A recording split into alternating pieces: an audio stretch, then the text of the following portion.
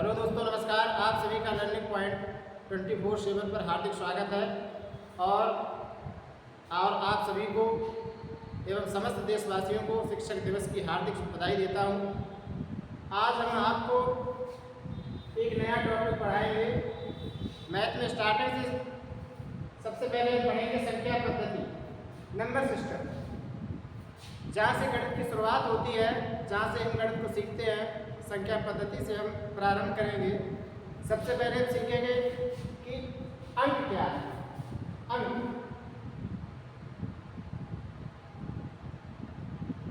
किसे कहते हैं? तो 0 से लेकर 9 तक की जो संख्याएं हैं, 0 से लेकर 9 तक, 0 1 2 3 4 5 6 7 8, तो 0 से लेकर के 9 तक जितनी भी संख्याएं हैं उनके सूचक चिन्ह को हम अंक कहते हैं। इसके बाद बात हम करते हैं संख्या की। तो जो ये अंक है, अंकों का जो व्यवस्थित समूह होता है, जैसे हमने 12 को ले लिया, इसको हमने व्यवस्थित किया, अंक 1 और अंक 2 को जो हमने व्यवस्थित किया तो ये 12 हो गया। ये हमारी संख्या तो अंकों के व्यवस्थित समूह को हम संख्या कहते हैं। अब हम बात करेंगे संख्याएं। तो विभिन्न प्रकार की संख्याएं होंगी। सबसे पहले देखेंगे प्राकृतिक संख्या। प्राकृतिक संख्या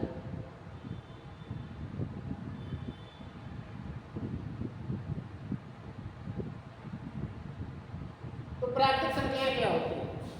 जिन संख्याओं की सहायता से हम वस्तुओं की गणना करते हैं या वस्तुओं की हम गिनती करते हैं, उनको हम प्राकृतिक संख्याएं कहते हैं। या सीधी भाषा में हम कह सकते हैं कि जो संख्याएं 1 से शुरू होती हैं और अनंत तक जाती हैं, क्योंकि इसकी गणना नहीं कर सकते, अनंत तक है, अपरिमित होती हैं, तो इसकी शुरुआत हम 1 से करेंगे। 1 2 3 4 5 6 डॉट डॉट डॉट डॉट। तो यहाँ पर जो सबसे छोटी प्राकृतिक संख्या है वो 1, और सबसे बड़ी कोई प्राकृतिक संख्या नहीं होती है। सबसे बड़ी प्राकृतिक संख्या अनंत, क्योंकि हम गिन ही नहीं सकते हैं, कोई निश्चित सीमा नहीं होती इसकी। तो सबसे छोटी प्राकृतिक संख्या 1 है और सबसे बड़ी अनंत। कोई एक नंबर ऐसा नहीं जिसको हम कहते हैं कि 100 सबसे बड़ी है, ऐसा नहीं है। सबसे बड़ी प्राकृतिक संख्या होती ही नहीं है। तो सबसे छोटी प्राकृतिक संख्या 1 है और सबसे बड़ी प्राकृतिक संख्या अनंत है। अब हम सीखेंगे पूर्ण संख्या। पूर्ण संख्या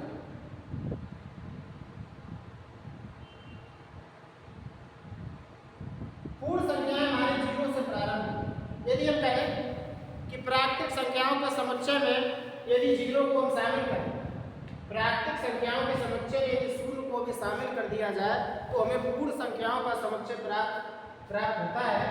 और हम यूँ कहें कि वे संख्याएं जो 0 से प्रारंभ होती है और अनंत तक चली जाती है, वे संख्याएं जो 0 से प्रारंभ होती हैं और अनंत तक जाती हैं, उन्हें हम पूर्ण संख्याएं कहते हैं। तो देखिए 0 से प्रारंभ करेंगे, 0 1 2 3 4 5 6 डॉट डॉट डॉट, ये भी चलेगी अनंत तक।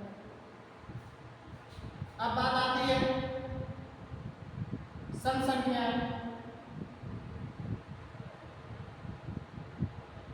सम संख्या तो सम संख्याएं वे संख्याएं होती हैं जिसमें 2 का भाग पूरा पूरा चला जाता है, या वे जो संख्याएं 2 से पूरी पूरी विभाजित हो जाती हैं उनको हम सम संख्याएं कहते हैं। तो सबसे पहली जो हमारी सम संख्या है वो 2 के बाद 4 हो जाएगी, 4 के बाद 6, 6 के बाद 8, 8 के बाद 10, इसी प्रकार से आगे बढ़ते चले। अब पूर्ण संख्या में बात बताना भूल गए थे, आपको बताना चाहेंगे। यदि हम सबसे छोटी पूर्ण संख्या आपसे पूछी जाएगी तो सबसे छोटी पूर्ण संख्या हमारी 0 होगी और सबसे बड़ी कोई पूर्ण संख्या होती नहीं है, सबसे बड़ी होगी अनंत। इसी प्रकार से यहाँ पर सबसे जो छोटी सम संख्या होगी वो 2 और सबसे बड़ी अनंत। अब देखेंगे विषम संख्या। विषम संख्या विषम संख्या कहाँ से प्रारंभ होगी? सबसे जो छोटी विषम संख्या है वो 1 होती है। 1 के बाद होगी 3, 3 के बाद 5, 5 के बाद 7 होगी, 7 के बाद 9 होगी, 9 के बाद 11, इसी प्रकार से हम बढ़ते चले। तो विषम संख्याएं वो होती है जिसमें 2 का भाग पूरा पूरा नहीं जाता है, या यूँ है कि जो 2 से पूरी पूरी विभाजित नहीं होती हैं, उन्हें हम विषम संख्याएं कहते हैं। तो यहाँ पे जो सबसे छोटी विषम संख्या है वो 1 है और सबसे बड़ी अनंत, क्योंकि सबसे बड़ी कोई विषम संख्या नहीं होती है, सबसे बड़ी अपरिमित होती है, सबसे बड़ी अनंत विषम संख्या होती है। अब हम आगे आपको पढ़ाएंगे अभाज्य संख्या, अभाज्य संख्या और भाज्य संख्या। तो पहले देखिए यहाँ पर पढ़ते हैं भाज्य संख्या। भाज्य संख्या, तो भाज्य संख्या कौन सी? तो वे संख्याएं जो स्वयं और 1 के अलावा अन्य संख्याओं से भी विभाजित होती हैं, उनको हम भाज्य संख्याएं कहते हैं। यानी कि जिनका स्वयं और 1 के अलावा अन्य कोई गुणनखंड भी प्राप्त हो जाए तो वो हमारी भाज्य संख्याएं होती है। जैसे सबसे पहले जो भाज्य संख्या हमारी होगी, सबसे पहली भाज्य संख्या वो होगी 4, क्योंकि 2 नहीं होगी। 4 के बाद हमारी 6 हो जाएगी, 6 के बाद 8 होगी, 8 के बाद 9 हो जाएगी, 9 के बाद 10 हो जाएगी, इसी प्रकार से चलती है। यानी कि जो सबसे छोटी भाज्य संख्या होगी वो हमारी होगी 4, सबसे छोटी भाज्य संख्या 4। उसके बाद 6 होगी, 8 होगी, 9 होगी, 10 होगी, 10 के बाद 11 नहीं होगी, 12 होगी, इसी प्रकार से आगे बढ़ते जाए। अब हम बात करेंगे भाज्य संख्या। तो सबसे छोटी जो भाज्य संख्या होगी वो 4। अब बात करेंगे अभाज्य संख्या। अभाज्य संख्या,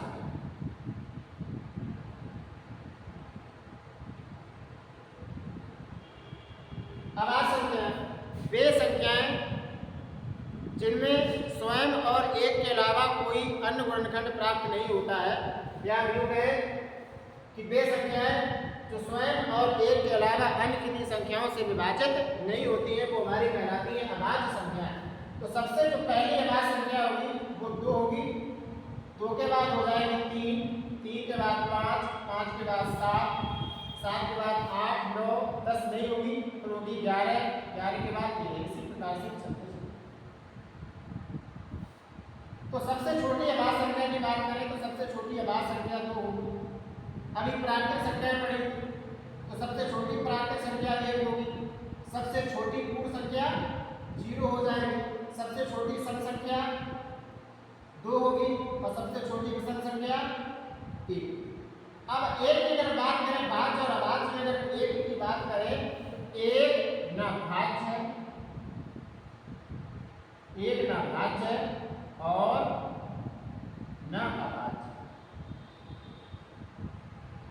1 को ना भाज्य कहेंगे और ना अभाज्य कहेंगे, क्योंकि 1 में किसी भी संख्या से गुणा करें तो स्वयं वही संख्या आती है।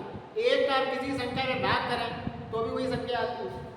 जैसे यहाँ पर 5 में जब 1 का गुणा कर दें तो 5 ही आएगा, 5 में 1 का भाग लगा दें तब भी 5 ही आएगा। 1 तो स्वयं हर किसी संख्या का गुणनखंड होता है। इस प्रकार से प्राकृतिक संख्याएं हो गई, पूर्ण संख्याएं हो गई, सम संख्याएं हो गई, विषम संख्याएं हो गई, भाज्य संख्याएं और अभाज्य संख्या। अब हम पढ़ेंगे सहअभाज्य संख्या। सहअभाज्य संख्याएं किसे कहते हैं?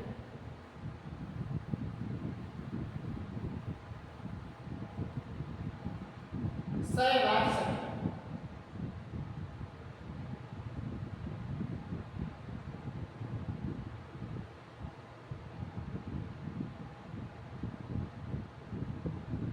सहअभाज्य संख्या वे संख्याएं होती हैं जिनका एचसीएफ 1 होता है, जिनका हाईएस्ट कॉमन फैक्टर या जिनका मासा 1 होता है, उनको हम सहअभाज्य संख्याएं कहते हैं। जैसे हमने यहाँ पर पहले 2 संख्याएं ली हैं, 2 और 3, 2 और 3 हो गया, 3 और 5 हो गया, कोई सी भी ले सकते हैं, 5 और 6 हो गया, इसी प्रकार से चलते हैं। अब यहाँ पर देखिए 2 ले लिए, जब 2 का हम आवाज गुणनखंड करेंगे तो यहाँ पर हो जाएगा 1 गुणे 2, और जब 3 का आवाज गुणनखंड करेंगे तो हो जाएगा 1 गुणे 3। जब हम इसका एससीएफ निकालेंगे, एससीएफ इसका हो जाएगा, तो जब हम इन दोनों का एससीएफ लिया तो कितना आया, और ले लो दूसरा 5 और 6 ले लो, 5 का करेंगे तो 1 गुणे 5 हो जाएगा, और जब 6 का करेंगे 1 गुणे 2 गुणे 3। यहाँ पर हम एससीएफ देखें तो दोनों स्थितियों में जो हाईएस्ट कॉमन फैक्टर आया तो दोनों स्थितियों में हमारा हाईएस्ट कॉमन फैक्टर देता है, यानी कि वे संख्याएं जिनका एससीएफ 1 होता है या जिनका मासा 1 होता है उनको हम सहअभाज्य संख्याएं कहते हैं। तो इस प्रकार से हम सहअभाज्य संख्याओं के बारे में आप सभी ने जानकारी प्राप्त की है। अब हम बात करेंगे परमेय संख्या। परमेय संख्या, परमेय संख्या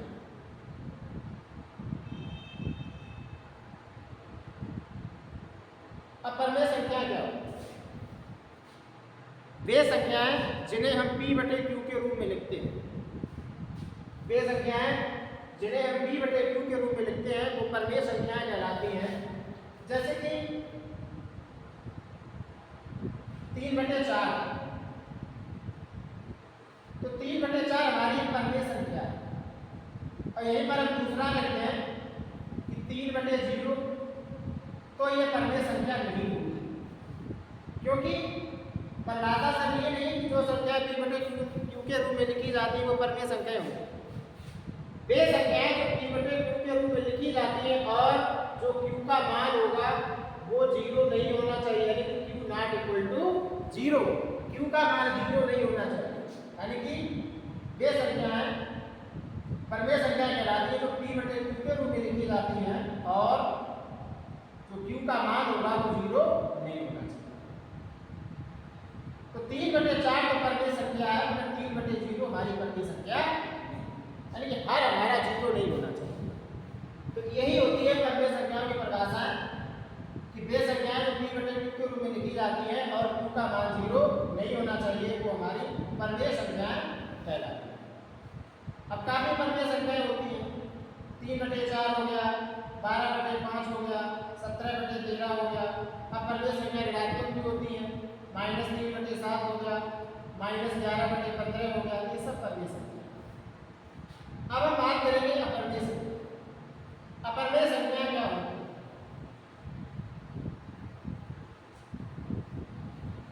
अपरमेय संख्या,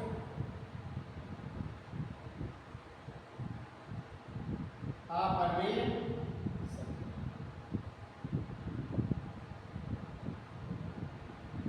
अपरमेय संख्या वो होती है कि वे संख्याएं जिन्हें हम p बटे q के रूप में नहीं लिख सकते या जो p बटे q के रूप में नहीं लिखी जाती हैं उन्हें हम कहते हैं अपरमेय संख्याएं।